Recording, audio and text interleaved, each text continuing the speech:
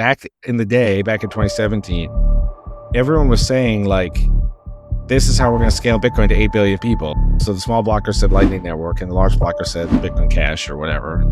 They both had some small amount of success, but overall, both of them have failed completely at this mission. And then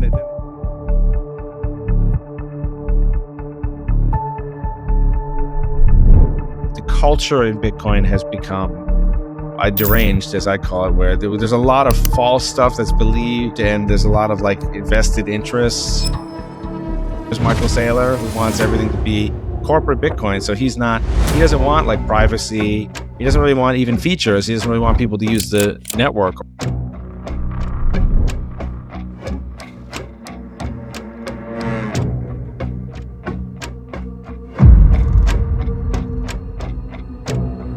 It's true that BIP300 did not make it into Bitcoin Core. Actually, nothing has made it into Bitcoin Core, which is part of the problem. They have to say like Monero is a scam or Ethereum's a scam, and then they have to say ordinals are a scam, and they just have to, it just becomes like a very narrow worldview. Right? Like we're on the Titanic and we're about to hit the iceberg and we need more life rafts.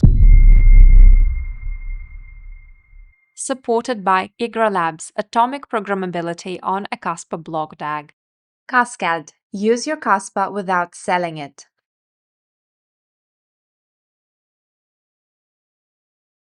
Hi, welcome to XXIM Podcast, your home of decentralization. Today, I'm joined by Paul Sztorc, a well-known Bitcoin researcher, developer, and thinker. Paul, you're one of the more outspoken and independent voices in Bitcoin space since 2015. So welcome, Paul, and good to have you over. Yeah, thanks for having me. Awesome. So look, I am excited to get into Drivechain, right? You've been behind that since 2014, 2015. And more importantly, I wanted to get into eCash, right? That's a new independent blockchain that you're going to be launching via hard fork on Bitcoin. So let me start with some background, right? So let me ask you this question, right? How did a guy who was deep into prediction market and game theory ended up becoming one of the most persistent voices pushing for Bitcoin scaling? I don't know, but I think if you have a background in economics, that maybe gives you an edge, because we have a lot of weird ideas and a lot of weird criticisms of ideas. So you had, in the block size war, there was like Lightning Network versus large block. I think game theory, there was a guy, Tom Schelling, great game theorist, and supposedly, I didn't know this at the time, but supposedly he was also like a master of the compromise. So like everyone would come into a room and there'd be this big problem, and he'd be like, there's a way of everyone getting what they want. And I think Drivechain is kind of like that, except it's just been slow going to give everyone what they want, because they'd rather, the Lightning people wanted to try Lightning and the large block people wanted to try large block, and all of them have suffered horribly as a result of not listening to me, but that was their own decision. And supposedly they all represent, some of these elite game theorist people, they all respect consent as well, where they just say like, hey, you want XYZ, that's what you got. So I kind of think I'm actually weirdly similar to them, although I didn't plan it out this way, but I'm kind of like, yeah, you guys don't want it. Yeah. Then don't take it, but I'll make my own thing. But it's kind of like, they wanted to do Lightning. They were really big into that. I think that was a huge mistake for all of them. I think I know people who have lost billions of dollars or more just because they didn't go with this idea and they went with their own idea, but that's their choice, I guess. Yeah. I think, oh man, there's so much to unpack what you discussed there, right? Like this is perhaps your last 11 years of your struggle that you've been on, or the journey you've been on, perhaps, right? I have been on a struggle, like an intellectual struggle to like persuade people. But, overall, it's been pretty easy. It's been easy street because the price of Bitcoin has gone up and up and up. So it's been very easy to be a Bitcoiner. But yeah, meanwhile, the whole time there's been these questions of scaling, these questions, do we have product market fit? Like, are all these other blockchains a complete scam? And meanwhile, we have darknet market adoption of Monero, and we have all this stuff that's not on Bitcoin. And the question is it all for stable coins? That was originally a Bitcoin project. Sure. That was originally Mastercoin. It was a BTC only project, and it became Omni, and then now it's on Ethereum and Tron. So, like we have all these projects, and meanwhile, in the Bitcoin community, people are saying Bitcoin, is absolutely perfect the way it is, and we don't need those users anyway or whatever. So yeah. Yeah. I mean, yeah, as I say, like there's so much to get into and sort of slice a little bit because I think it touches upon your journey that you went through from 2015 all the way to now. But let me quickly, I guess, do a little bit more introduction for people that are new, perhaps. So you're the inventor of Drivechain, right? Which is BIP Right. 301. You're also known for your earlier work in on TruthCoin, right? So which is now called Yes. HiveMind, right? So this is the prediction Right. market before Polymarket by Shane Copeland. Yeah. Never rename anything. That's my advice to anyone listening. But it was TruthCoin. It was original. The thing is, it was named, TruthCoin was named, and then this was a period when there was not that many other crypto projects. So it was like kind of, but then right after that, there were all these crypto projects that were like, Feathercoin, TerraCoin. There's all these weird projects named Coin. So I thought, oh, I got to rename it to have Bitcoin in the name. My advice to everyone out there, never rename anything. Just stick with whatever name you picked. People will figure it out. I hate the thing, but yeah, that project has now gone back to being called TruthCoin DC, and it's a L2 on. It is an L2 drive chain itself that people could try out if they want now. So, but yeah, Sure. And this is circa 2018, 2019, right? The TruthCoin. the prediction market stuff that's from 2012, 2013, 20. and in fact, it made it to the top of a Hacker News in I think maybe 2015 or May 24. It's one of those years. It made it very high on Y Combinator Hacker News. And in fact, a lot of people had messaged me, I don't want to like drop a bunch of names and stuff, but many, many people, 5 or 6 different teams. This includes Shane from Polymarket. They emailed me to say, oh, that I inspired what they were doing and et cetera, et cetera. So that was it's very nice to have those emails. Yeah. But yeah, I was into this for a long time because InTrade, there was a website called InTrade that did prediction markets. That was like the OG Polymarket. And it was from like 2002 or maybe the year 2000 or something and then it closed in 2012. And that's when I rolled up my sleeves to create TruthCoin. It was right after that in 2012. So that was a long time ago. Yeah. That's another thing where I was saying we should do this on Bitcoin the whole time.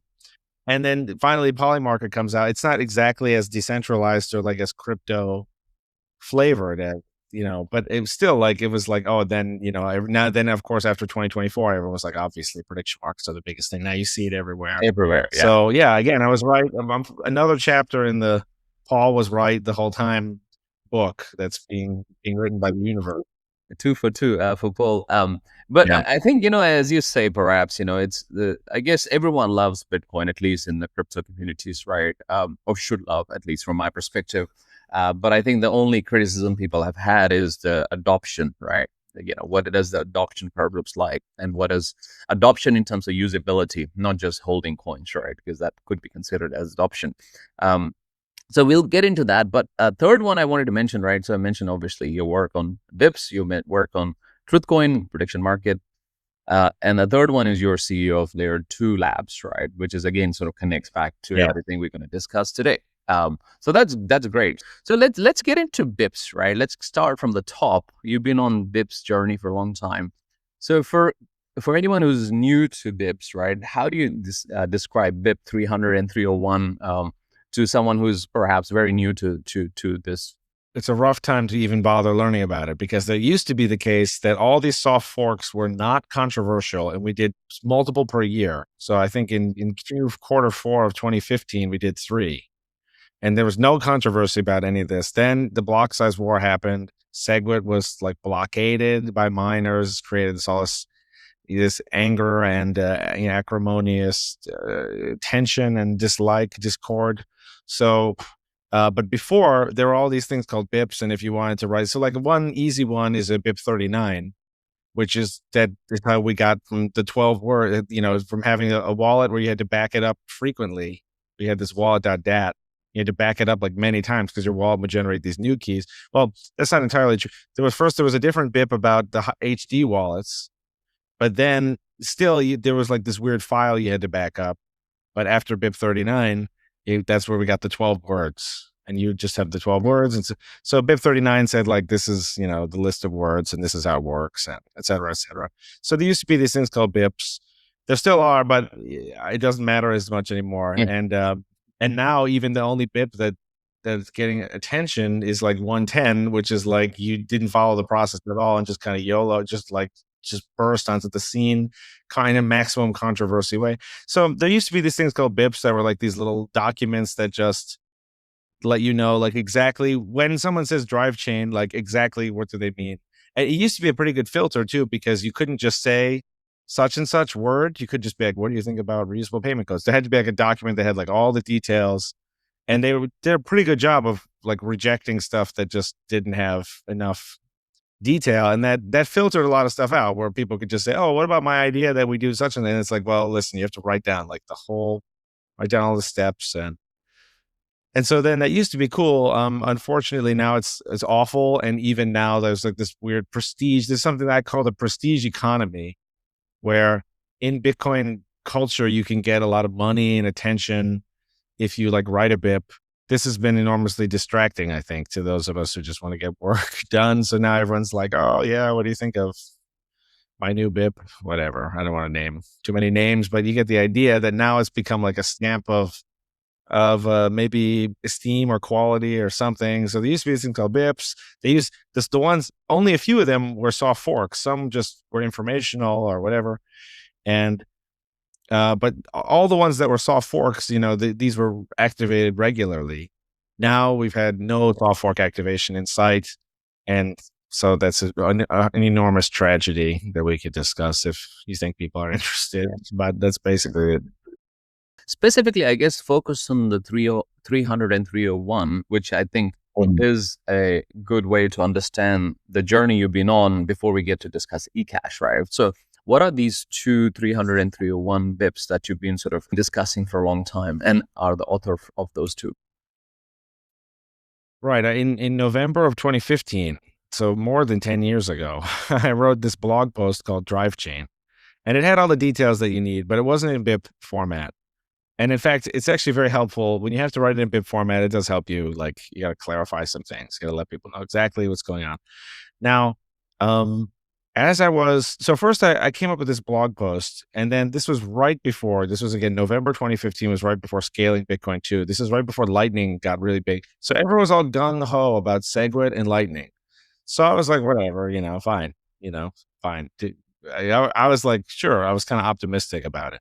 So in 2016, I was kind of like in just, low power mode with respect to this whole drive chain thing. But I was still tinkering with my own software, here and there. But everyone was very interested in SegWit. And so that was like how everything was going. The block size war was heating up. Every few months, it got even worse than before. People thought, oh, it's never been this bad. Then it would get worse and worse and worse. Just like a giant eruption of mistrust and et cetera. So all this stuff's happening. Now, it's not until, I don't remember at this point exactly what month and year I actually wrote and got the first version of the BIPs, probably something like 2017 or something. And then I revised them in February 2018. And then I revised them again after I did QSIF. So, which we could talk about if people are interested. But so the point is, it's been many, many years. So occasionally I revise them. And, I hope that I get a little bit better at writing each few years too. So when I rewrite them, I think, oh man, this is like too long. This is terrible. And I make it like much shorter and better. So I try to get that happening. But the reason I bring this up is because I was tossing around this idea, circulating this idea. People were discussing it. In 2016, I put out these videos about Drivechain, which was not 2 BIPs at this time. It was just a word with a lot of ideas. And people were interested in this. I got some feedback at Scaling Bitcoin 3, which is in Milan, which is October 2016. I presented on Scaling Sidechains in 2016. And so people were interested in this idea of miners being obligated to run the nodes because this has happened with Namecoin, which had been merge mined. So I invented this thing called blind merge mining in January 2017. And I put out a little post about this invention. And then while I was writing the BIPs, I realized, what, actually, you can make them much shorter if you just split it into 2. It's much easier to read. And luckily that I did, because BIP 301 that's called blind merge mining. And that ended up being used in other weird ideas, such as when Super Testnet and Ruben Thompson, they invented like space chains. These are like blind merge mined. And even the guy, this guy ZMN on the mailing list, he invented this thing like SHAM, sidechain headers on main chain, and that was like used for blind merge mining. So blind merge mining ended up being not very controversial, and is pretty. This is a way of separating the issues, because the issues are kind of confusing to people, you know. So with the sidechain L2 idea, you have two things that you have to consider. One is depositing coins and withdrawing them. That's BIP 300. And then the second kind is, how does the sidechain find blocks, you know, if it's a separate chain? That's merge mining, or in this case, blind merge mining. And so then that's how they came to be two different BIPs. It's kind of really the same idea, but it is possible to blind merge mine anything, including an altcoin. So you could have Namecoin could switch to be blind merge mined instead of regular merge mine if they wanted to. And you can, in fact, just as you can toggle blind merge mining on and off for different chains, you could still use BIP 300 for something that is not merge mined. I wouldn't, but you could. So it's possible. So and that does make it easier to read, because they both got shorter. I mean, 301 was cool, right? Like I think it was additional way for miners to earn additional income, right? That's how at least I got to know, right? Well, I think I gotta give the credit to Satoshi, who invented merge mining itself. Because merge mining is a magical invention, and I think that it's crazy the fact that merge mining is even possible. So Satoshi invented several different things, but one of them is the soft fork upgrade, which the fact that that's even possible blows my mind completely, because it's amazing. And the other thing is, he also invented merge mining, which allows miners to mine an unlimited number of chains without doing any extra thermodynamic work. They just need like the node software to be, which is, you know, not very significant, especially when you consider that these chains could all have unlimited transaction fee revenues. You know, we have something like Ethereum has 10 times the transaction fee revenue of BTC, and these could all just be merge mined, and the same miners could just collect all of this money, free money for doing no extra work. So that's pretty sorcerous, you know, that's pretty amazing. Blind part, it's very technical, and I'm not sure to what extent anyone will care, because I think regular merge mining works mostly just fine. But for regular merge mining, you have to run a node of all of the stuff that you're merge mining. So for example, Namecoin was the first altcoin. It was co-invented by Satoshi. We have been merge mining it ever since 2011. Now, Namecoin is a much, much, much smaller project than Bitcoin, obviously. Bitcoin is a huge project. Namecoin is an obscure project. And the block rewards were different also. So like, I don't remember the exact numbers, because it's been many, many years, and I've been giving this speech for like 15 years. But it was something like, at the time, a Bitcoin block was worth like $5,000 per block. And a Namecoin block was worth like $5 per block. So it's like 5,000 versus $5. But in order to do merge mining and take advantage of the free $5 per block, you had to run the Namecoin node. And then like the Namecoin node, like if it crashed or it had bugs, then it would like screw up your setup. And so it ended up not being free. With blind merge mining, it just switches it around so that the miners can just focus on including transactions in BTC only. And there will be like other people who run the node, the L2 node or the altcoin node, and they will just send a weird type of transaction on L1 to the miners. And by the miners doing what they would already do and mining the most profitable transactions, they will automatically merge mine, and they automatically get all the money also. So that was kind of a neat idea. So it's blind because the miners can get all the free merge mining revenue without even seeing. They don't even have to see what it is they're mining or do anything. They're not responsible. So that was what that was. Right. The concept blind merge mining was what perhaps led to plan B for you. No, I think it's 300 that got the pushback. There were one or two people who complained about 301, but they all ended up changing their mind, and they ended up agreeing with me. We hunted them all down, and they said, you know what, actually, this is great. So, but it was really BIP 300 that for some reason became controversial in 2023. I think it was because Luke Dash Jr., it was, you know, the timing was Luke Dash Jr. had opened like a work in progress pull request it was literally just like, it wasn't like very serious at all, but it just said, as if we were going to do this, how would we do it like one of these ways? And this, for some reason, triggered a bunch of people.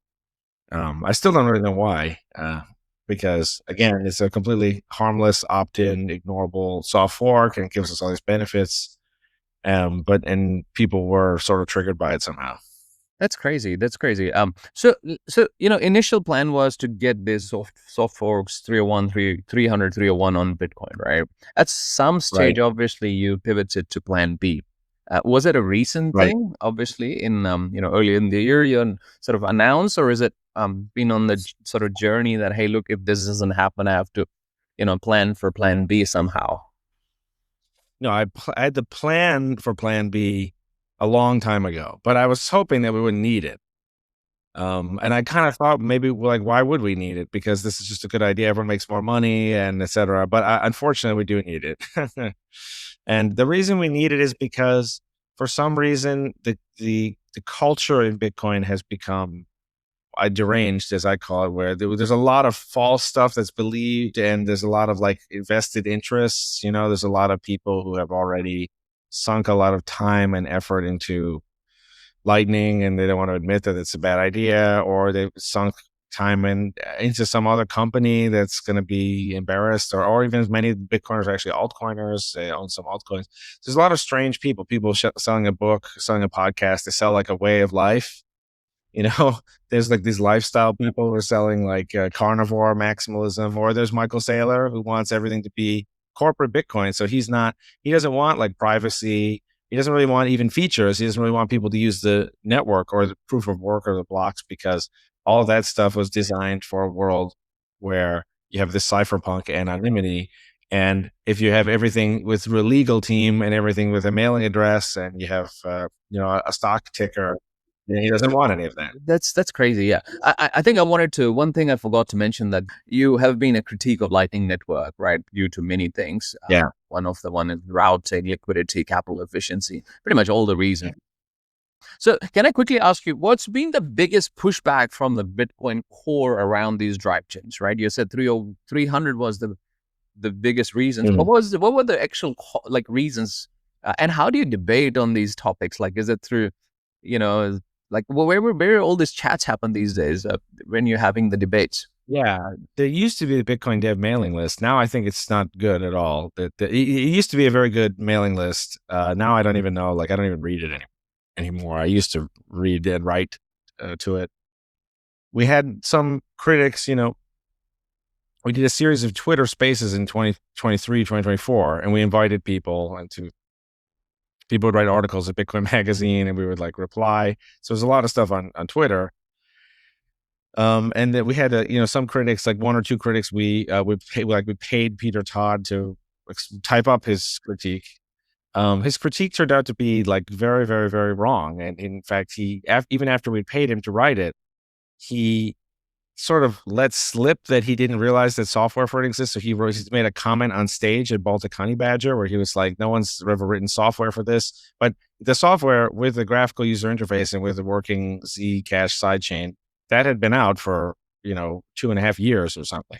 And if you go to drivechain.info, it's like right at the top, like download or whatever. So like he had never like visited the site. So we had a lot of critics that were, they were very low quality. One other criticism that's big is that Adam Back told me to look up Ava Chow in person, because he said, "Oh, Ava Chow knows a lot about how things get merged, into Bitcoin Core." And Ava told me that if the official policy is that if anything is controversial, they just won't touch it, and they won't even reject it. They'll just sort of ignore it until it goes away. And so that's and they said basically something has to be completely non-controversial for them to do it. And you can see that that's kind of a very silly policy, and that's why nothing has gotten done, because it's very easy to manufacture a tiny bit of controversy. Isn't it Um, counterproductive? Like, controversy means there's something there that needs to be discussed. In fact, it's right. I mean, if we only do the non-controversial things, we're only going to do a very, very small percentage of it. I how mean, can we and as all you agree? say, the Yeah, controversy is a hint that you are actually exactly. taking something out and putting something new in. And so it means that there's actual stakes and there's actual drama, and something's going to change for the user in a good way, hopefully. So yeah. I mean, Yeah, I change don't get only it. happens when there is a controversy, right? That's what I believe, right? Change cannot happen without controversy. But yeah, people need to understand I'm both not a sides. believer. I think consensus among humans is a disaster. So we have the consensus software in Bitcoin where the blockchain is agreed upon down to the last byte. But I'm not a believer at all in consensus among humans. I think you want to have different groups have advocacy and have leadership, and someone says this is what we believe, and then we're going to win. We win, whatever the election or whatever it is, and then we implement our ideas. And then if the ideas are bad, we're proven wrong. And so you actually have people responsible for things. And then you imagine like a CEO or the director of a movie or whatever. Someone says, "Listen, I'm in charge of this movie, and if it's good, then I get the credit or most lion's share of the credit, and if it's bad, then I get most of the blame." So that's what works is having accountability and responsibility. That's what works. And when you have when you force 100% of the room to agree, that usually ends up being like a total disaster. Let's say you get art that's like designed by committee. That's how you end up in like North Korea or something. It just doesn't work at all. You don't want anything like. I'm a huge believer that will kill the project. I think it kind of is killing the project, which is leading me to the eCash plan B. So Yeah. So just quickly though, like when the pushback or this criticism was happening, right? Were they actually focused on the technical parts, or it was more of the fundamental that Bitcoin has to be money because that's the conservative side of perhaps the people that are focused on that side?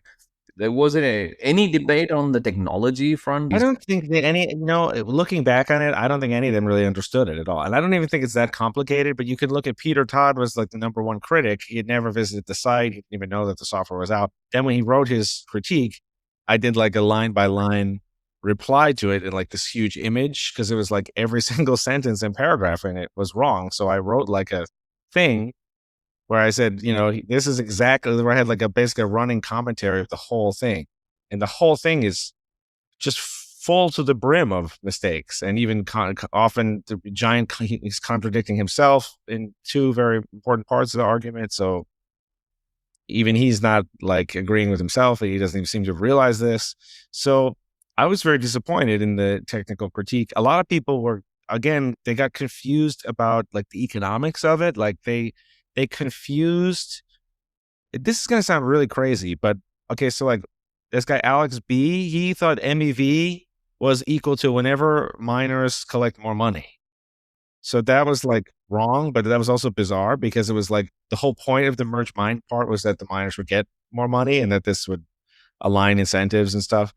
But they didn't even realize that blind merge mining like already separated the proposer, the builder anyway. So there's a lot of stuff that they just didn't understand at all. And like, again, Peter Todd thought that mining centralization occurred whenever mining costs increased. But then I asked him on stage at TabConf of like, every time the difficulty adjusts up, that increases. That's the number one thing that increases miners' costs. So he avoided answering the question, and he even stared forward like for a couple seconds, like he was thinking it, like it had never occurred to him or something. So I'm not sure like what to make of it, but that's part of why, the plan, because we also had a lot of supporters, because we had layer2labs.com/friends. We had this big list of supporters who are like the creme de la creme, like the top people. We got like Adam Beck, we got Fiat Joff, we got like all these people, Rene Picard, author of Mastering Lightning, Robin Linus. So we have like all these really, really, really great people who are all supporters. And then we have like two critics who like have no idea what's going on. And then we have a child saying, if anything's slightly controversial, we won't move. So you can see how I'm just thinking, well, this, it's not me, it's them. They have the screwed up culture, and that's the situation. Yeah.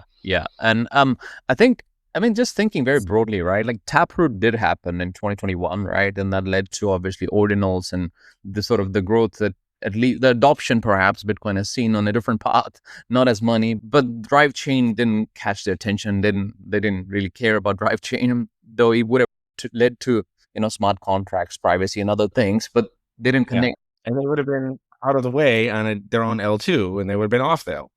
The problem is the culture. The culture is very deranged. So even in what you just said, you can see anyone listening who takes out a piece of paper and just writes it slowly will figure out, like, they say that we only want Bitcoin used as money, but we don't want it to be used as ordinal. This is something that some of them say. But then how can they complain? Like they say, you're not supposed to use it to transact. You're just supposed to buy it and hold it. But then it's like, okay, how can you complain that other people are now actually transacting on the network? Like that's what the network was built for people to buy and sell Bitcoin and use it to buy things. And just because those things are also on the chain. So they kind of say, well, hey, we think Bitcoin should use this certain way, but then there's all these people who are fee paying users. They're actually using the network, actually paying miners and stuff. They're actually responsible for the transaction fee volumes, actually responsible for Bitcoin transactions existing that didn't exist before. And people basically what the equivalent of payment processors, like people accepting Bitcoin. In the Ordinals case, these are like all vertically integrated, so it's a little bit weird. But there's just a lot of stuff that they think, like they just think we never wanted those fees. They think Bitcoin's perfect, but then they complain, wait a minute, we're under attack from Ordinals. So it's like, so I guess it's not that perfect. I guess it's so easy to attack by just a bunch of people having fun. And then they say Lightning works. Ordinals spiked the fee rates, and basically Ordinals revealed that Lightning doesn't work. It's because as soon as the chain got a little bit of use, it tanked everything. There's like a lot of different like weird little threads where they're trying to say we never wanted privacy anyway. We never wanted sidechains anyway. All this stuff is the opposite of what people said before. They said, well, Bitcoin's open source. Eventually, we'll just, if anyone has a good idea, we'll just add that idea. But now people are saying they're in like this really weird headspace where they have to say, everything on all the Monero transaction volume is fake, and they have to say like Monero is a scam or Ethereum is a scam, and then they have to say Ordinals are a scam, and they just have to, it just becomes like a very narrow worldview, and life becomes very burdensome. It's like because they just think everything is an attack. Bitcoin's already perfect. All these other people building and actually paying for other things, it's like, so it's hard to even follow what's wrong with these people, but it's a long list. But perhaps, I guess, you don't know their agendas, right? Of course, what people put out is just what they put out, but you don't know what's happening in the back rooms, right? I mean, this is how I see things, right? So let's move forward. Now you had to implement the plan B. So you're on the plan B timeline now, right? And you're going to be obviously doing this hard fork now with eCash coming up in August this year. So have you had major support from any side of the fraction of Bitcoin, right? The conservative sound money side or the pragmatic or adoption scaling side? Have they come out in support of eCash? Well, some people have. And again, we have many supporters of BIP 300 itself. So since this is like the BIP 300 like hard fork also, some of that would transfer over, obviously not all of it, but so we did have a long list of the BIP 300 supporters, and we do have many people who have been supportive and who have been helping us. I wouldn't do this if I thought it wouldn't collect some supporters. I wanted to mention something about, it's true that BIP 300, let's just go back, it's true that BIP 300 did not make it into Bitcoin Core, but actually nothing has made it into Bitcoin Core, which is part of the problem. Even stuff, you had OpCat, you had OpCTV, you had lots of different people trying completely different techniques for getting their soft fork activated. And so far, all 100% of them have failed, and that's because it's actually the process that's broken, and it's not any of the ideas. And then this is actually part of the derangement, is that people think, oh, you know what, these all failed because they failed to get merged into Bitcoin because they weren't good enough, and what the world really needs is my idea. They have a new BIP, TX hash, or LNhance or something, and then they try that. And these have all been tried many times. Each time it wastes a whole nother year because people spend a whole year trying to get their BIP through, and then none of them have gotten through. And then this almost 110 is like the exception that proves the rule, because it's going to probably crash or burn, and they will, but that's the one that's the most interesting way of trying. So yeah, so there's that to consider. And then the support that I'm counting on is, it's not just about like support on day one. It's about all technical people. Like so many, I am very familiar with the technical community, and the technical people, they like to build. They build for fun and for free. And these are the best people also. Like sometimes if you hire people, you get the wrong kind of person to show up. But many of these maverick genius type people, they love to just build stuff. And so, yeah, and what they just don't like is not being able to turn it on. And that's what Drivechain allows them to do. Whatever they want to do, they can either go onto an L2 that supports it, or they can just make their own L2, from scratch. That's however the way they want it to be. And so then they do this. They can get users to use it and pay a transaction fee, and then the miners automatically mine the fee. So you have developers developing, you have users using and paying the transaction fee, and then miners mining and paying. And so that's where it has a potential to really have like a geometric takeoff. And a lot of the market demand is indicated by all this transaction activity, like on altcoins, like on Ethereum, on Solana. All that stuff the idea is those could all just be Bitcoin projects. Yeah. Or in this case, eCash projects, because Bitcoin won't add it. But it should. If Bitcoin, added BIP 300, it will just be fine. Yeah. And again, all the soft forks, the opcode soft forks, those are all opt-in, ignorable, and reversible. So how could they even have any risk is a question I ask very often. But then people think, we don't want to take any risk. We don't want to break Bitcoin.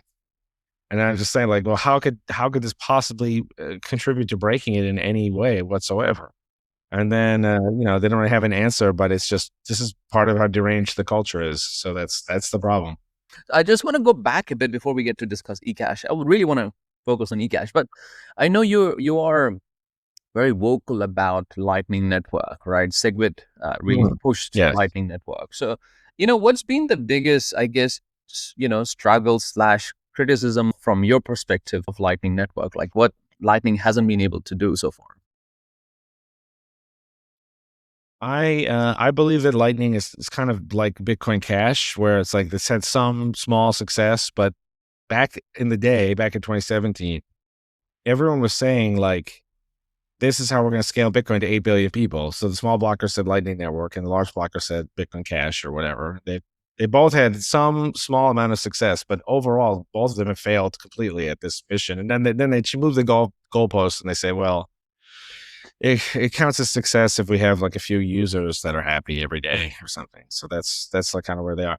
Now, I did a debate recently at TabConf last year where I debated the whole room full of Lightning people, Lightning developers. Because TabConf is the #1 technical conference, in my opinion. And we did this thing where it was 1 hour, and I did 10 minutes to give my slides, and then 50-minute, like one versus everyone battle where people could come up, and the moderators and stuff are like sorting people in. And yeah, basically everyone, all these people who are elite Lightning devs and elite technical people, they all ended up basically agreeing with me at the end. We had Taj Draja for 10 minutes and myself. We were the only two on the stage. Taj Draja is the inventor of the Lightning Network, and he basically agreed with me also. Of course, there were some people, not everyone agreed, but more than half did agree, and people can watch it for themselves and see. So it's kind of like, the Lightning Network is overpromised, and people say it's like it was the way to scale to 8 billion people, and then it acquired a kind of brand of being sophisticated or being the future, and so everyone wanted to like invest in the Lightning company. They could raise a lot of money. It became prestigious to write in. If you wanted to talk about Lightning, you could be featured in, on the mailing list or in OpTech newsletters, and so you could get like a career out of working in Lightning. So a lot of people just don't want to admit that it's basically not going to work. And also, Lightning is so complicated and broken that you can if you're like an intellectual, or you're like a researcher, or you're like a developer, you can always just like write a paper about like have a little presentation about this is the broken, but this is how I fix it. But then they don't say there's all these fundamental issues, or you're just playing whack-a-mole with 10,000 issues that you can never get them all. And so, yeah, like I think the whole thing is a big waste of time. And that was what I argued in the debate, and people should watch it for themselves. The fact that that's even possible for me, like I don't spend that much time thinking about Lightning, but the fact that it's even possible to do something like that, where you go the main stage at TabConf and you debate the whole room, they mostly agree with you. And the title, basically the thesis, the title of the talk was that all the time spent on Lightning is a waste. So that was the title. So Was there anything specific that you thought Lightning isn't doing right? Of course, adoption is one thing. Of course, the channels opening and closing of channels, there are liquidity problems. I mean, if you're a genuine, you are aware of these issues, right? And it's hard to solve these issues, right? But is anything specific that stood out to you that, hey, it's not going to scale as they've promised it?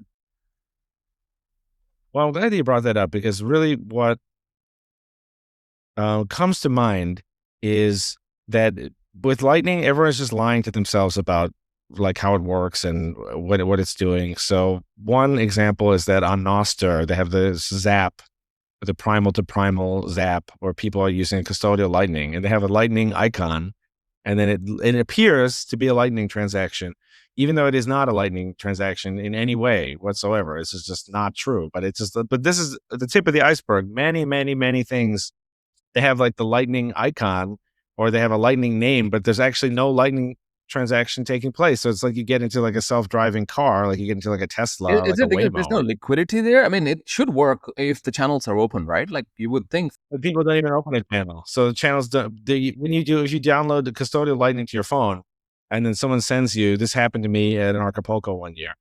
Is people are like, oh, this wallet is so great. You download the wallet to your phone, and then the guy next to you will send you 4 Satoshis, and you get it. Now, I never opened a channel. To open a channel, it requires the L1 transaction fee being paid. So there is no channels being open at all. So that's a very good question that you ask. Like, why shouldn't it work if the channel is open? Yeah, but none of these have open channels. So then they say that this is custodial Lightning, but really it's just nothing. It's just you have an account with them. They say you have 4 Satoshis. You don't actually have 4 Satoshis on the Lightning Network or on L1. The whole thing is fake, unfortunately. So that's what you learn. If you dive into Lightning, you'll just find that the whole thing is fake, actually, unfortunately. And then the annoying thing is there's some parts of it that are real, and then people point to those and say, oh, look, I used it and it was real, and I had a channel open. And it's like, yeah, okay, for like 500 people, it's real. But everyone else is being lied to. There's a huge propaganda campaign with involving the Lightning Bolt icon being everywhere, tricking everyone. And then when people use the fake custodial Lightning, they download the app, and then their friend sends them 4 sats. They get them immediately. Because, of course, the whole thing's done through the app, through client server. None of this is actual Bitcoin transactions. So they think, oh, this Lightning thing works really, really well. This has a great user experience. This works just as well as whatever, Venmo or WeChat Pay or something.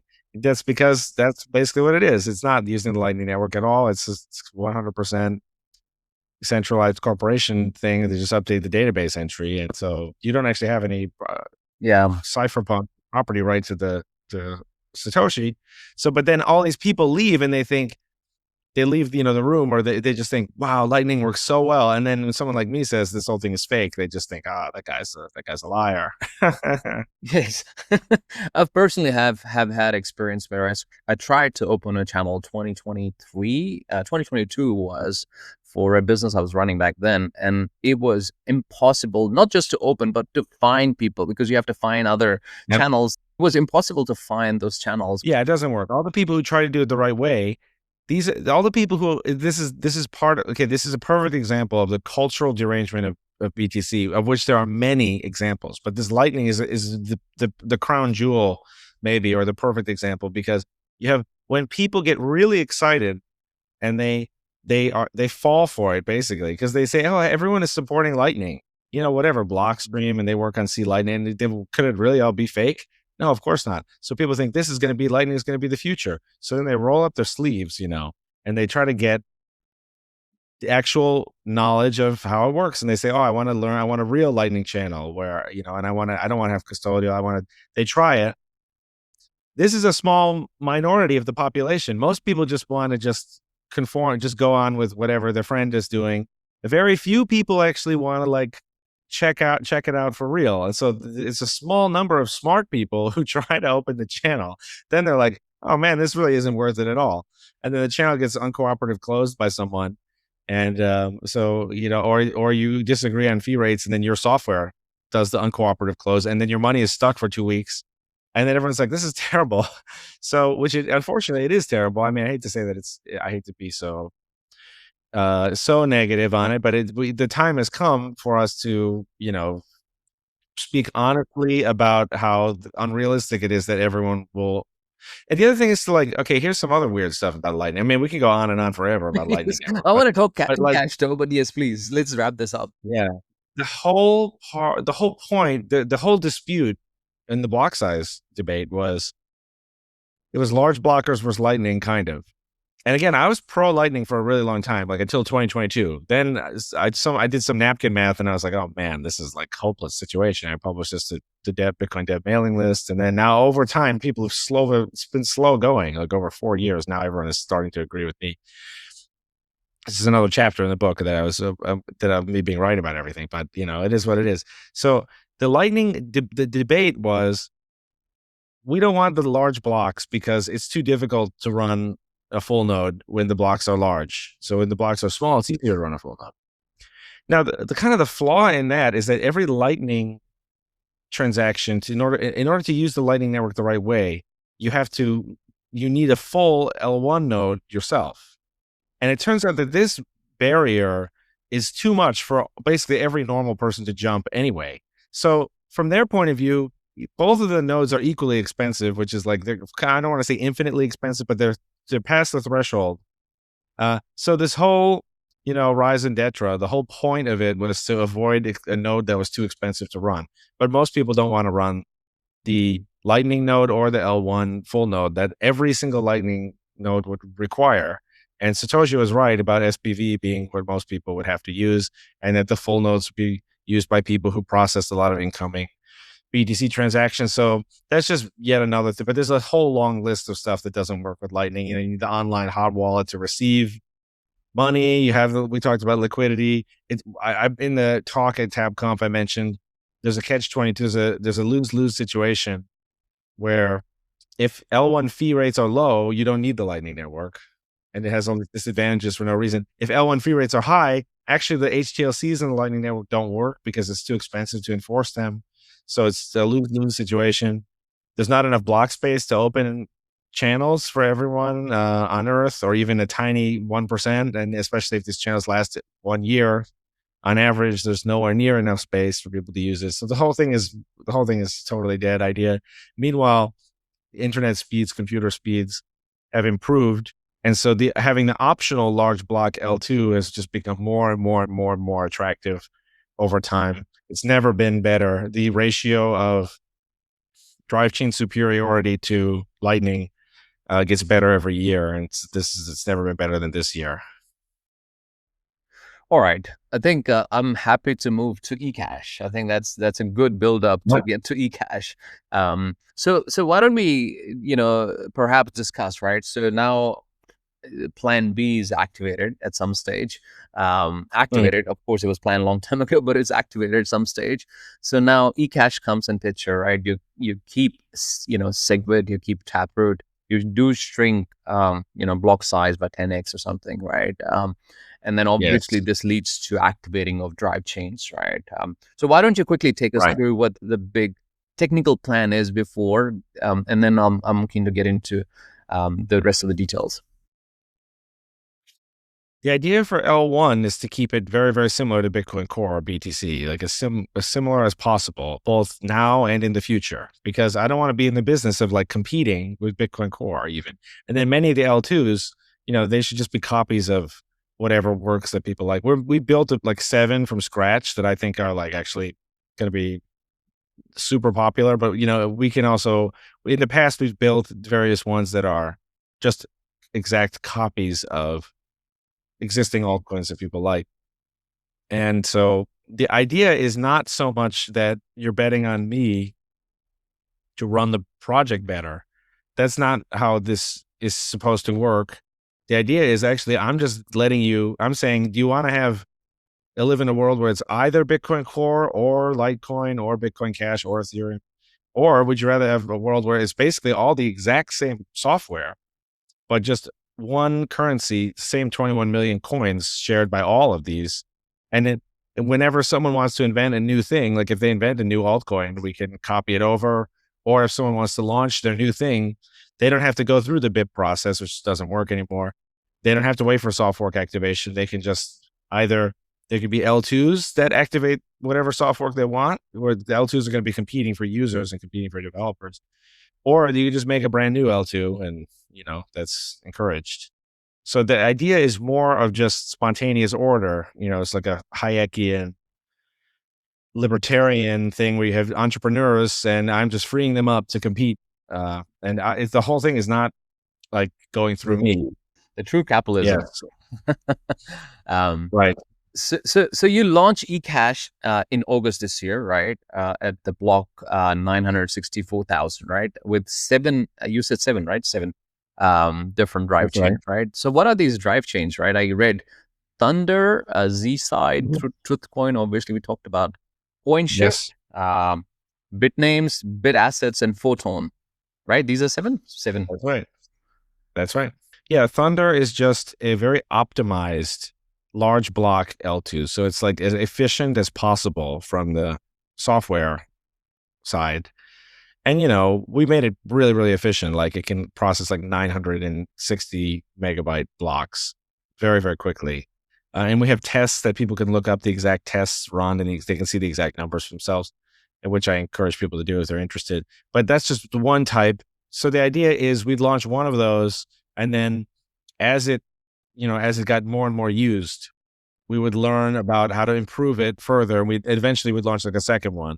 And I have some, back of the envelope math where it says basically that if you had like 14 of these, that would be enough to process every single transaction in the world on Earth. And so that's like the plan to like scale up via that type of thing. And again, we'd have one on day one, but of course that's not going to be full at all. There's going to be plenty of so you have years or months at least to actually learn from experience. Oh, exactly what would be on the wish list for the next one, and then that would be how you would just keep adding them, and then that's it. You have abundant, unlimited space. Z-Side is basically it takes from the Zcash altcoin. It takes one of their Rust crates, and it gives people super strong privacy in the form of the Z addresses. So it hides the sender, the receiver, and the amount. This is the best privacy you can get. And it's phenomenal. And the Zcash people worked really, really hard, and they had lots of PhDs and stuff. Researchers working really, really hard to get the ZK Snark privacy. And this is vastly superior to like using CoinJoin, which is like what we do now in Bitcoin for privacy, which is just you mix with 4 people and then you have to keep doing this, and it's just not that good, So this is way, way, way better than that. So those two I consider to be like the core value proposition. Those we've worked on those a little bit more to make sure they are stable and user friendly. Then we have the other ones are a little bit more experimental, but you can try them all now. They all still work. They all work to some extent. So anyone can try them now with fake play money, Signet, testnet coins. Yeah. So they work to some extent. Right. But they're not, it's already enough. Having privacy and planetary scale, that's pretty like good. So, but we have Bitnames is based on Namecoin to some extent, and it is this name thing. And I think that this could be really, really big. The way that, and I have written a big piece of writing about this, but the idea is that it's kind of like where if you want to register, well, whenever you do anything like, the way the internet used to be, well, okay, let's talk about this. Like if you have a YouTube channel, sometimes you have to say like, oh, here's where we are on TikTok. Here's our Instagram screen name. Here's our X account. You have to like say, you have like all these things, and then each of them you can get deplatformed from. At the blink of an eye, they could just like suspend your account or delete all of your stuff, and you have to start over. I don't think people are happy with that configuration. And the government can seize domain names. They do sometimes this hasn't happened very much recently, but So the idea of this, which goes back to Satoshi's time, is that you can give people a property right to the human readable name. So you can get like XXIM.bit or like XXIM.anarchy or something. Then you own it permanently, and then actually it can do a lot of stuff for you. Like it can tell people how to send you money or how to send you messages or a chat. And it can also tell people like, this is how to find my Twitter. and this is how to find my YouTube. So it's kind of like flips the whole script around, and it says, you buy this name, you permanently own it. Yeah. You can invest in this brand. They can never deplatform you. People can always reach you. They can always send you money. And so they can always reach your webpage. So you don't need anything else. I think that's kind of a little bit of a long shot, but I think it has a lot of potential. And again, it was something that Satoshi himself, he co-invented Namecoin. It's the first altcoin. And a lot of smart people have been working on similar variants. I think it's worth trying. Yeah. It makes sense, right? Like, I think I'm going to say this, but I think a lot of altcoin communities get it because I think they've seen this develop through a lot more, right? On Ethereum, you have ENS, similar stuff. Exactly. Right? Yeah, a lot of people have followed a similar vein. You're exactly right. So people know that, and like having these addresses is terrible, and you have to like make a new address, and the whole thing's awful. It's just like, it doesn't work at all. So the ENS is really a perfect example of that. Yeah. Yeah, exactly. So I think every chain almost has something similar to ENS, right? And I think people are in those communities. People are very actively using that and promoting it because it's so convenient, right? End of the day, it's all about convenience for the user, right?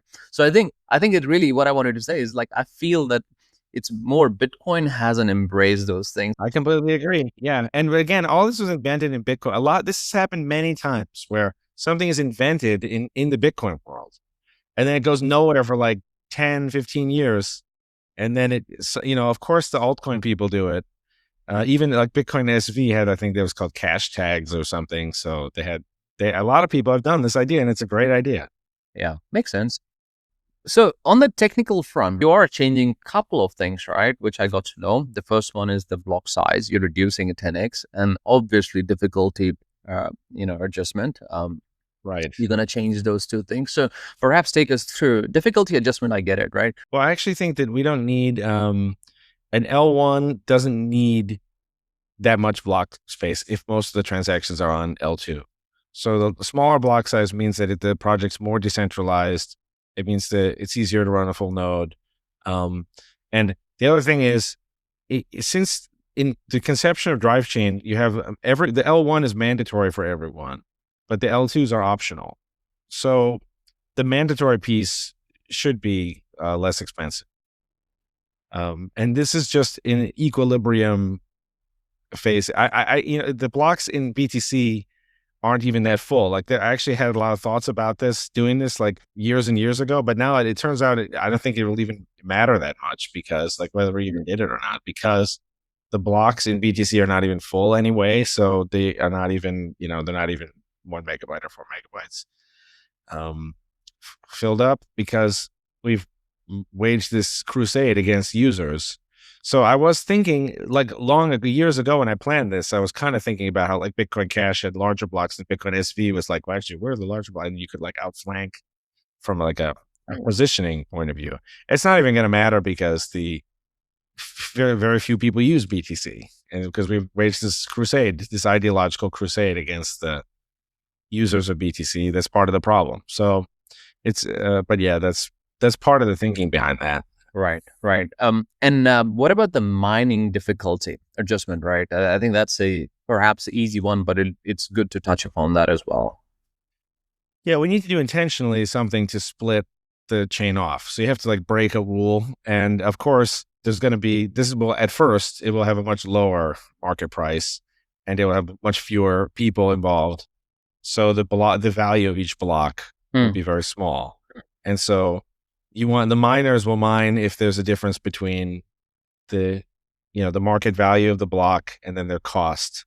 And of course, miners are not all identical, so they all have different costs, and maybe they all have different like values for the coin as well. So it's a little bit of a distribution thing, but it's kind of like basically on average, the block is worth so much, the cost is worth so much. So if you're going to mine a new thing where the value of the block is much, much lower, you have to put the difficulty lower as well. Makes sense. You want to drive more miners, right? And of course, the lowering of the difficulty adjustment, it helps to get anyone who has any hardware to start mining, right? Essentially. Right. It cuts the cost, because it's like Bitcoin is currently, I don't know the number, but it must be like 800 exahash. So it's this huge amount. So the question is, how many people are going to be mining this? Well, if it's not 800 exahash, then, it's going to be really slow finding blocks. So you want to chop it way, way, way, way, way down. I don't know exactly how far down. I say I cut it to the minimum value, but honestly, that's not. I think instead, we're going to do like some kind of like science project to figure out like some kind of investigation to figure out like exactly what do we think the value of the actual block will be based on just like talking to people, and what do we think, like how much hash rate do we think is going to be mining, and we'll try to get that very close. But that is kind of a shot in the dark. It will be hard to figure that out. We want it to be too low, because if it's too low, it'll very quickly adjust upward. But if it's too high, it will very slowly adjust downward. And so that's not, so we want to be too low. That will be very tricky, but that will probably be the trickiest part of all. But I'm optimistic. Right. Yes. You have to be optimistic when you're doing something like this. And, I must say, like, there are people like yourself, right, that are so passionate about developing and growing the chain further, right, Bitcoin further, right? Eventually, I think they all hit, or at least a lot of people hit the wall, right? And then they left and started very successful coin. This is a very common story that people tried to make their project work in Bitcoin, and they only started the altcoin with extreme reluctance as like a last resort. So it's a very, very, very common story. It's certainly true of Ethereum or Vitalik. He was one of the founders of Bitcoin Magazine. He's a writer for Bitcoin Magazine. He was a 1/3 owner of Bitcoin Magazine. He was a huge Bitcoiner, and he tried to do Ethereum on Bitcoin. And it's certainly true of the whole block size war. Those people tried so hard to get the larger block size on BTC. They tried everything they could think of. They fought tooth and nail to get it. And then that they didn't succeed. And then they created their rival project.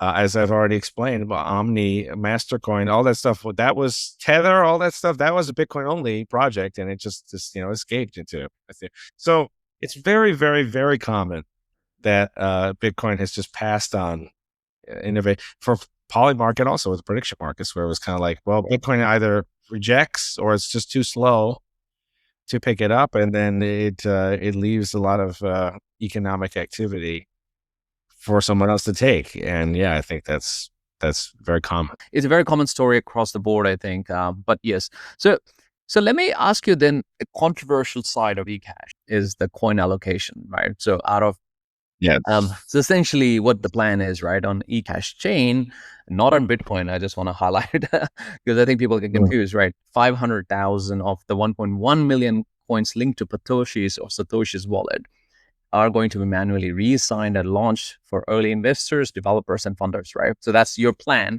to do that. 600,000 still going to his wallet, Satoshi's wallet, known, yes, to be Satoshi's.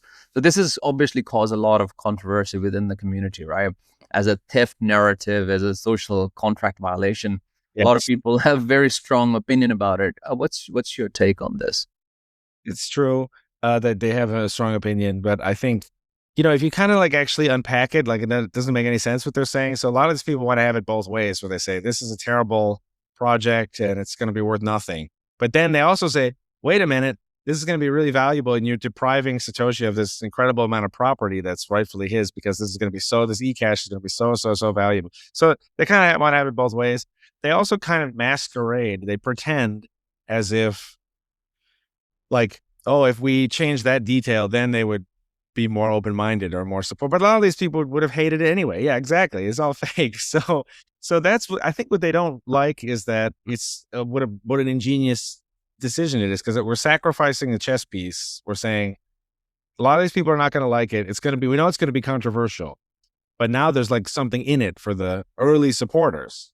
So now they kind of like, oh, wait a minute. Like they kind of like, maybe they want to change teams. They wish they had been a supporter or something. But I think all this is part of it. I think a lot of them are missing the point, which is that like many rival projects gave nothing to Satoshi. So like a Solana gives nothing to any Bitcoiner, including Satoshi. And there's like a 20% pre-mine for A16Z or whatever, which is perfectly fine. I'm not saying that there's anything wrong with that. I'm just saying it's totally inconsistent, the criticism. We want hard Bitcoin. Every Bitcoiner should want more hard forks, because we all get free money. It's great. We get free money for doing nothing. And if there's a semi-privatized hard fork of this style that I've invented. I mean, I think this invention will be copied. There'll be a lot of people launching forks like this because you can raise a bunch of money and launch a fork like this. You raise it in advance, and you have so. If it's semi-privatized like this gives people an incentive to create a fork that they think is good and then launch it. And this has many other benefits. If you launch, because it's ideal for everyone. If it's ideal for the consumer, the end user, they want to see like a finished project when it launches. It's like if you go and you want to buy an iPhone and then you buy it, but it's like some assembly required and you have to like put it together. No, they want to see a nice little box. They want everything to be done by the time they give it their attention, their scarce attention, because we live in an age, with TikTok and everything, and people don't have a lot of attention. So they want it to be a finished project, when they turn to it to consider it at the hard fork. So that means it has to be like really, really, really developed and finished before the fork. You don't want it to be like, with Ethereum when it launches and then it's completely unfinished and has to be finished over like a period of 6 years. And then you have a lot of wishful thinking and you have a lot of people over promising and then failing to meet those promises. So I think that's a nightmare. So this is way better where we just work on it in advance. You fundraise in advance, you finish it in advance. And by the time the fork happens, it's actually launched. And I think it's just perfect, like a perfect, it's a really wonderful idea.